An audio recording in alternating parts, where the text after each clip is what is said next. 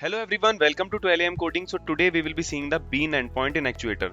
So to add the actuator in your Spring Boot application, you simply need to add this Spring Boot starter actuator dependency in your Spring Boot build.gradle file, and then you need to enable the bean endpoint. So I'll be telling you in couple of seconds that what is the meaning of this bean endpoint. So we need to just put this property management endpoint web exposure include bean.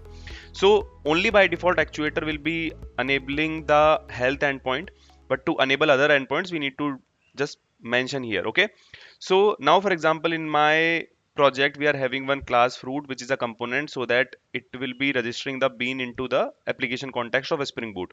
So I want to see what are all the beans in my application context of the Spring Boot, so I can just run this particular application, and then through the actuator we can see that particular thing. Okay, so our Spring Boot application is started, so we just go to localhost 8090, then actuator.